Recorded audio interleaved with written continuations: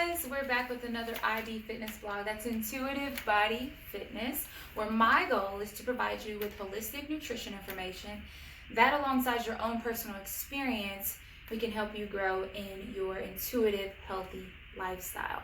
Okay, in today's topic, I want to cover seasonal allergies. Something a lot of people deal with. Allergies. An allergy is an over-exaggerated immune response triggered by ingesting certain foods, touching certain substances, or inhaling irritants. All right, things like pollen, animal dander, cigarette smoke, things like that.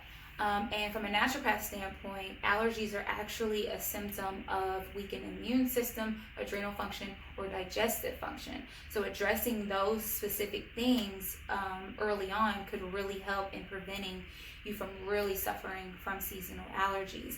Now, seasonal allergies, which is also known as hay fever, typically is only seasonal unless you're consistently exposed to these types of substances. Then it can become chronic. And a lot of people deal with that. That's when you're getting sinus infections and you're kind of sick year-round. So what I want to talk about today is things that you can do dietary-wise, things that you can do through your diet that could help your body to fight seasonal allergies or prevent them altogether. So first on the list, of course, guys, we've all heard it, buying the local organic honey. Now, the whole concept behind this is that when bees pollinate, they pick up different pollens, and when they make their honey, little bits of that pollen get into the honey. When you consume the honey, you're ingesting small bits of it, and your body's building up an immunity to it, which ideally could be true. It could be a factor and could be helpful, but it's not something I would depend solely on. Because if you leave the state, for one, then you're dealing with different pollens, and then it's still an issue. Also, if your immune system is already weakened, that's not going to support your immune system. And your body's still going to be fighting and dealing with these pollens anyway. As well as if your allergies are sparked by something other than pollen. The local honey then kind of doesn't really do much for you. Okay, so local honey, it's still something you could incorporate. It won't hurt. Of course, you want to be moderate with the amount of honey you use. Honey is still very high in natural sugar, so you don't want to be just like, bottoms up, taking all the honey to the head. But next on the list is vitamin C. And of course, when I say vitamin C, everybody kind of thinks oranges. Oranges are a pretty good source of vitamin C, but they don't even have the highest amount of vitamin C. They're not even the highest fruit for vitamin C. So they're good. Definitely not orange juice. Piece of hair on me. Definitely not orange juice, okay? Because to get 1 8-ounce glass of orange juice, you have to do like 10 or 12 oranges or something crazy like that. That's a lot of sugar. So oranges are okay in moderation, but that's not the go-to for vitamin C. I'm going to give you a list of my favorite vitamin C fruits and vegetables, okay? First on that list, chili peppers. Now, if you're not a spicy person, that's okay. You can just hold on a second. I got some other options for you. But I am. I love spicy foods. If you know me, you know I love spicy everything. And it's an option. You can kind of put the hot sauce on the shelf for a little bit, put your sriracha aside for a bit, and use the red chili pepper flakes. A half a cup of chili peppers can give you 100% of the daily recommended intake of vitamin C. So sprinkling that on your food for lunch, dinner, breakfast, whatever, that could really help daily in boosting that vitamin C. Next on the list is strawberries. Okay, strawberries are my favorite, absolute favorite. I love berries. They're lower glycemic. So they're a fruit that's higher in vitamin C and antioxidants and your minerals like potassium and magnesium, but they don't have as much sugar, so you can eat a little bit more of them. They have a little bit more fiber in them. So definitely love my strawberries. Next on the list, a little bit higher in sugar, mangoes. So mangoes are a great source of vitamin C. One mango gives you 2 times the amount of the daily recommended intake of vitamin C. And seasonally, I always say seasonally with our tropical fruits, You don't really want to eat those year round. That's a topic for another video, but mangoes as well. Next on the list, bell peppers. I love bell peppers. If you follow me on Instagram, you know I eat bell peppers at least 3 or 4 times a week. A half a cup of bell peppers gives you 3 times the amount of vitamin C that's recommended daily. High amounts of vitamin C in your bell peppers, and I love bell peppers cooked. I love them raw. Of course, eating them raw is going to preserve their vitamin C a little bit better, and they're not, to me, they're not as hard on the digestive system as other vegetables are. I can't eat all vegetables raw, but bell peppers are one that I can, and they have a really great flavor. Next on the list, kiwis. And this is another topic that I talked about as far as kiwis. I always recommend that you try them with the skin if you haven't before. To me, it's just like eating a peach.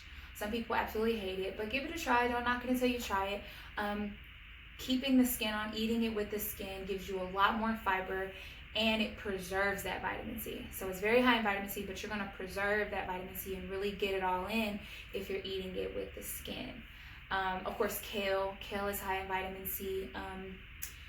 Kale is, it's an acquired taste. But that's another one for my kale lovers. I typically like to juice my kale. Last on the list is grapefruits. Grapefruits are amazingly high in vitamin C. Very good and good for you. They also contain something called lycopene. Lycopene is what gives red fruits their hue, and it's also nutrition boosting. It's cancer fighting. Okay, lycopene has been linked to cells that help boosting the cells that help to fight cancers and reducing the growth of tumors. Okay, it's also supposed to be very heart healthy, so it's going to be good for your cardiovascular system. So adding in a grapefruit or 2 weekly could also be very beneficial. All right, so those are just my favorite vitamin C boosting fruits and vegetables, things that you might think about adding. Next on the list, quercetin with bromelain. Now this is a lifesaver. I personally do not deal with seasonal allergies. My husband does, but I don't. But I have dealt with allergic reactions. This past summer, I actually got a couple of ant bites, fire ant bites. I was in Florida, and if you don't know about the fire ants in Florida, they are not to be messed with. And honestly, I wasn't messing with them. I was minding my own business, whatever. But I actually still have scars from these bites because they were so bad, and I suffered from the allergic reaction to them for like 2 weeks. So typically, this is how I kind of handle things. Inflammation is a natural function of the body and is a good function of the body. When inflammation occurs, that means that the body is fighting. It means it's doing what it should do. It's sending fluids to flush out toxins and to heal.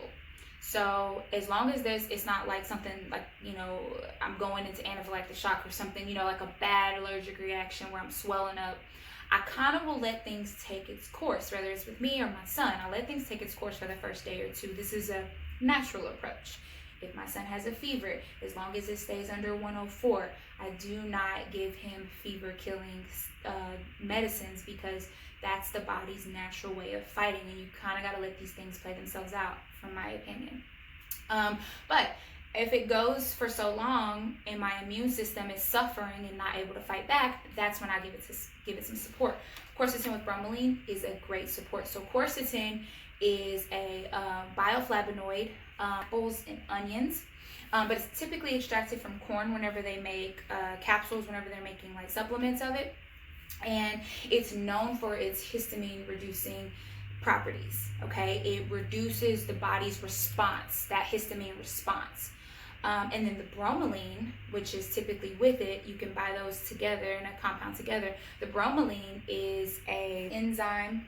It's a protein digestive enzyme from pineapples, and it actually helps to break down, like once the histamine is already released into the body, and it's already kind of done its job. The bromelain comes in and breaks it down and gets rid of it. So it's not just floating around in the body, kind of wreaking havoc. So these 2 substances together are amazing, and I've used them for a lot of things. One thing was that ant bite situation. It really helped my body, supported my body in tampering down the itching and the oozing and the swelling that I was kind of getting from that.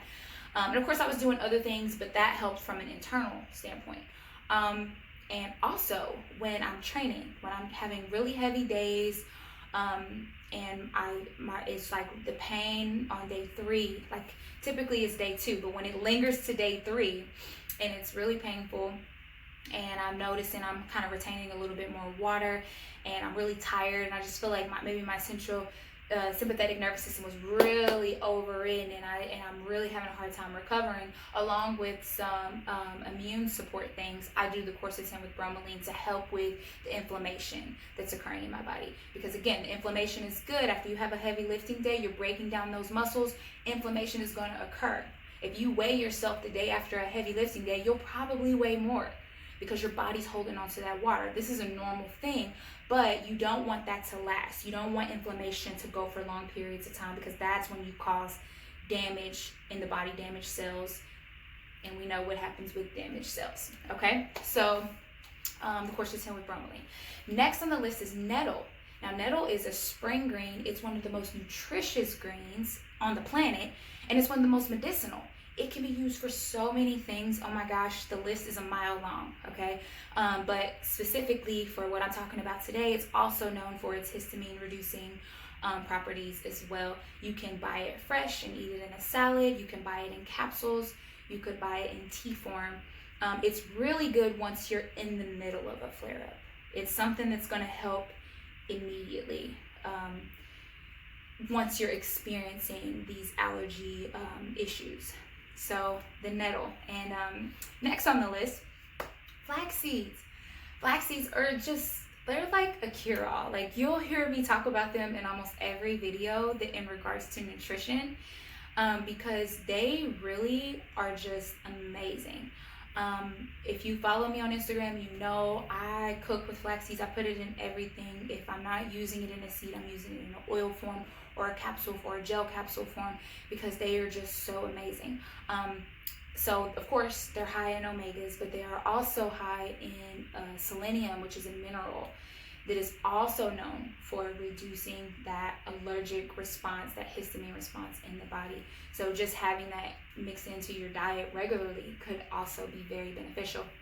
Of course, guys, drinking plenty of water, helping your body to consistently flush is going to help.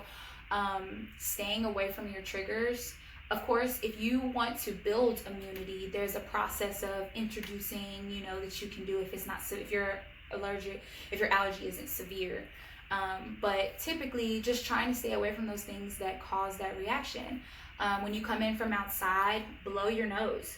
A lot of those pollens and dandruffs and things kind of settle in our nose hairs.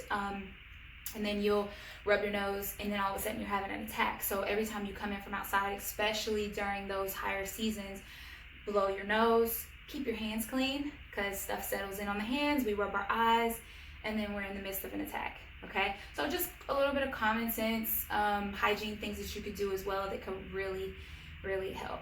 Other than that, guys, let me know how you feel about this video. Do you want to know more about this specifically? What are some other topics you guys want to hear about? And in the meantime, guys, I'm wishing you all always love, peace, and good health.